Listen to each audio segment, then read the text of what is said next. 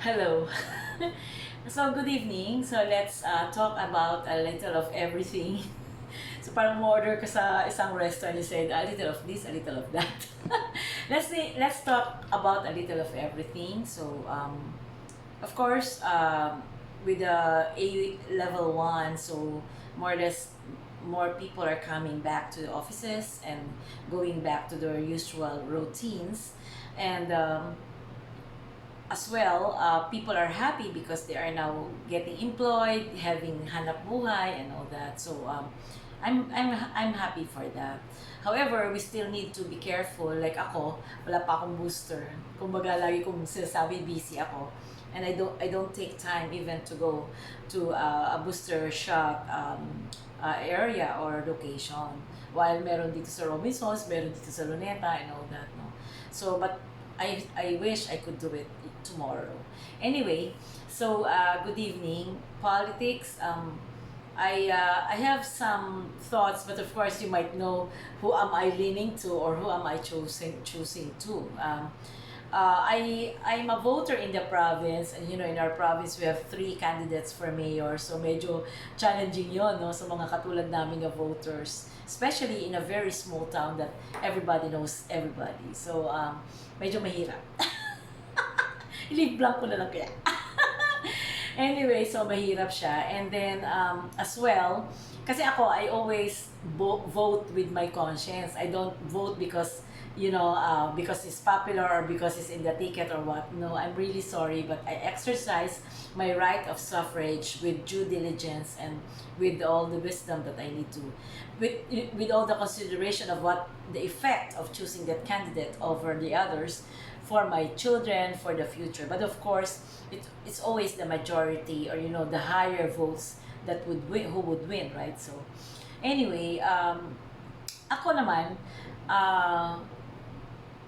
without necessarily campaigning or electioneering, ako talaga, ang isi-share ko lang sa inyo is choose a candidate that you think could very well serve the country, because as it is, lahat naman tayo halos nakapag-aral. So kumbaga, kahit papaano naman, assuming na hindi ka nakapag-aral, kahit papaano naman kayang pantayan ng experience mo, di ba? So in short, I was thinking that you have the wisdom, you have the talent, you have the intellect to think over who would choose as a candidate, right? So, yun ang akin, kasi tulungan natin din ang ating bansa. Napakalaki na ng utang, despite the resources, and sometimes at my age, I feel disillusioned na hindi tayo natututo sa past, and I feel, sorry that that we have gone this far. And to be honest, I am really regretting my decision to stay in the country because I have options actually in the past to migrate to other countries, no? So, but then it was my choice, and no one can stand on the choice but me, right? So, anyway, baka maiyak pa ako. Yun, because I deprive my family and my children of the privilege of living in other countries, and of course I'm very grateful naman sa nangyari din sa kanila dito, because they are now professionals and they are now UP graduates, and there were even occasions that they represented the country many times, so and I'm so proud of them talaga, despite our hardship in life, despite the struggle, and despite not I'm the only breadwinner and all that. It's not easy, but they were able to take the challenge, and they have grown very well and very good and very kind, no? So yun naman, and then sabi ko nga sa'yo, a little of everything. But then yun nga, I hope that we would choose someone or who would adequately or sufficiently represent the majority, and would lead the country in a proper way. Balik din naman natin ang ating dating yung kumbaga kung sino tayo bilang isang Pilipinong may dangal at Pilipinong may maayos na pamumuhay. So, yun. Okay. Baka may mga magkaaway pa ako kasi alam mo, within our family, Medenillas, Sanchez and all that, they are really different. There are really different opinions and choices. And that's really sad for me because um, sad in a way na I cannot convince them because they have their own choices. But then, happy because they are exercising naman the right to choose. No? So, it's okay. Anyway, so let's go to the Ukraine war. Um, wala akong ayoko kasi baka kasi may masabi ako na hindi mag-angkop, no? Pero ako kasi I have this fascination for Russia and Ukraine. Actually, yung mga paborito kong bansa sa totoo lang is Ukraine, Russia, China in a way because of their mountains, and then Prague. Actually, the first one is Switzerland and Prague, and then locations is Barcelona, and then of course is yun nga, Ukraine and Russia, China, Japan, and a little of Budapest, no? And a little of Italy, the Sicily part and all that. So, yung parang ganun yung, kasi siguro sa napapanood ko, influensya sa akin and all that. So, and gusto ko pa nga pumunta sa ano yung magandang maraming roses? Ecuador.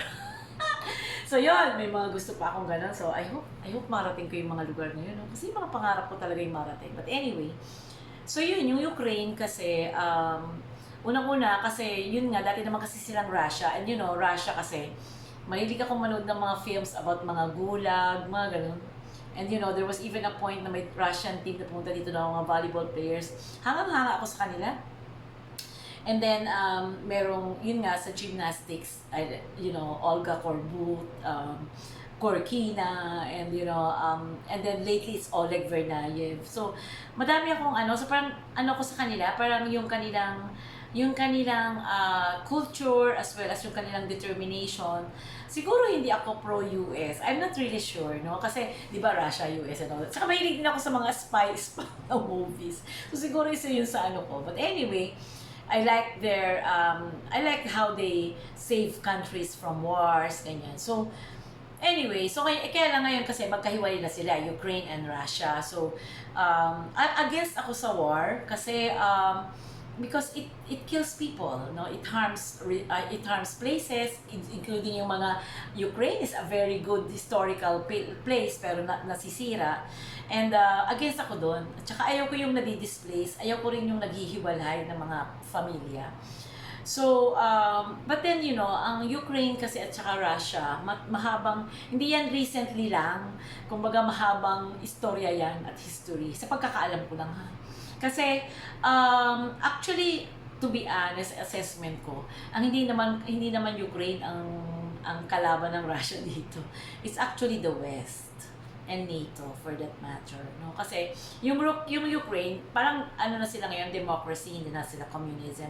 Because it used to be that they were united in the Soviet Union until 1991, di ba? Then tapos yun nga, naghiwalay sila. So parang slightly democracy na ang Ukraine, tapos nagstay naman ng communist ang Russia. So anyway, so ang doon is that matagal na sila and magkatabi sila, border lang sila ng Russia, Ukraine, and then dito is Poland, then sa baba is Crimea, di ba? So yun, kasi ang Ukraine wants to join NATO, and NATO is an alliance of countries that parang sinasabi nila na whenever something happens, we'll stand up with each other, parang ganyan. So, ayaw ng Russia yun, kasi ayaw nila ng NATO. At the same time, ang Russia, ayaw din nila yung ng US. Alam mo naman yan, matagal na silang hindi talaga good. So in short, ayaw nila kasi nag-i-intervene din ng US, no? So naiinis ang Russia. At the same time, meron kasing isang location sa Russia, sa Ukraine, na malapit sa Russia, yung Donbas, di ba? Yung Donetsk, no, Republic. Actually yun, lahat puro Russians yun. And they speak Russian language and all that. So, but then again, in general, Ukraine kasi is a country na gusto nilang maghiwalay. Talagang totally it's exercise their independence. In fact, gusto ko tumira dyan eh. Kasi ang daming yaman ng bansang yan. At the same time, mababait ang mga tao. At the same time, mura ang bilihin. Merong isang vlogger, na parang isang stock trader, hindi ko pa tanda ng pangalan, basta ganun, dyan siya based. Tapos may mga teachers dyan, tapos may kapatid dyan, yung kaibigan ko na nandyan din. So, alam mo yon. So, tapos ang ganda-ganda ng architecture, di ba? Nakita mo yung drone ng ganyan. So, that's why I want Ukraine talaga. Russia naman is because of its culture din and all that. Pero, I'm not intending to live there kung sakaling bibigyan ako ng opportunity, no? I rather choose Ukraine, no? So yun nga, yun nga, 'di ba? Kaya lang syempre determinado na talaga si Putin na talagang to invade Ukraine. So parang ang mahirap diyan kasi how can you fight a country like Russia on your own, 'di ba? Parang tayo hindi tayo makalaban sa China, 'di ba?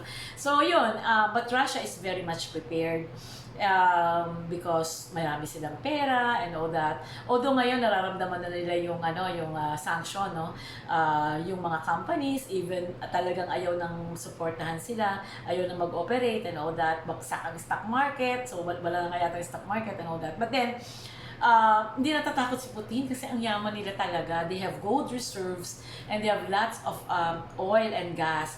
You know, the 40% of the oil and gas of EU come from Russia or Ukraine. So, ganun sila syempre, di ba? Narito ang nyo, di ba? So, kaya parang sa US, di ba, kaya hindi nila yung Alaska kasi naandun yung oil. Kung sakasakaling ayaw nyo kami bigyan, meron kami dito. So, anyway, it's another topic. But anyway, so yun. So, yun ang aking kasi yung capital, yung Kiev, talagang yun ang center. And, sabi nga ni kasi I've been with Carlos Yulo for the last 2 days, apparently, si Oleg nag-post na parang natatakot siya sa pamilya niya kasi lalaki siya, di ba? Naiwan lahat ng mga lalaki, 18 to 60 years old or something. So, imagine mo, naiwan sila, di ba? So, ayun, natatakot ako. Tsaka, alam mo, sa palagay ko pag tumagal-tagal pa to, knock-knock, it will have an influence on us, on the world in general. And, alam mo naman, di ba, with the Chernobyl ba yun, whatever, nuclear war. The next war is a nuclear war talaga. So, imagine mo yung effect niyan. Hanggang dito, abot yan. So, kumbaga, nakakatakot, no? So, ang akin lang is sana matapos na at magkaroon na ng peace agreement at sana mag-usap na sila. At as well, ang Ukraine din, kung ano man yung mga pagkukulang niya sa mga agreements and all that. Kasi meron din silang agreement between themselves to ganyan, bibenta kita ng oil pero gamitin mo sa mga tao. Kasi mababa ang GDP ng ang per capita income ng Ukraine. Hindi ko rin maintindihan kung bakit kasi rin na ang taas ng ekonomiya nila, no? But anyway, pag-aaralan ko nga yun. Gusto ko talaga tumira doon. Anyway, kasi parang siyang Europe. Malapit siya sa Hungary kasi. So, yun yung part ng Europe na mura daw mamuhay. So yun. Yun lang ang take ko na sana maging maayos na. I have not been updated on recent kung anong nangyari, ang huli ko yung peace talk, so hindi ko alam kung ano, but the next if this will lengthen the war, the invasion, talagang medyo mahirap. And how can you fight somebody like Putin, di ba, on your own? Hindi mahirap 'yun, di ba? Hindi siya madali. Hindi ko alam kung pinipare ito ni Putin considering nag-sign siya ng agreement sa China, di ba? Hindi sila allies, na mali ako, hindi pala sila ally. Hindi sila ally, but they have a very strong business relations, no? So, at saka merong connecting ng train, di ba? Nakita mo, may connecting train from Beijing to Russia. So, yun lang ang take ko. Sana maging maayos na ang mundo. Wag nang, pati mga dito sa Pilipinas, mga magkakamag-anak, kung tayo mag-away sa politics, utang na loob. Alam mo, sabi ko nga din sa post ko, tayo mag-away kasi at the end of the day, pag nanalo yung mga kandidato, wala nang pakialam sa atin. To be honest, naku, sa totoo lang, even on local fronts, bihira na rin talaga yung may pakialam. Although sa amin, yung mga iboboto ko, alam ko may pakialam sa akin. Yung mga gano'n. So, I hope that we would choose the next leader that is good. As well, I hope that the war will end. Because, sabi nga nila, there are no winners in war. Even if anong galing mo, pag-aralan mo pa yung Sun Tzu's Art of War, pag-aralan mo pa yung Fall ni Bonaparte, pag-aralan mo pa si Hitler, hindi siya maganda talaga. Hindi siya talaga. And I'm always going for peace. So God bless you and have a nice evening and have a nice weekend. God bless! Today is March 4, 2022. God bless. That's my reflections. God bless. Be good, be kind, be loving, and stay in love and stay happy. God bless.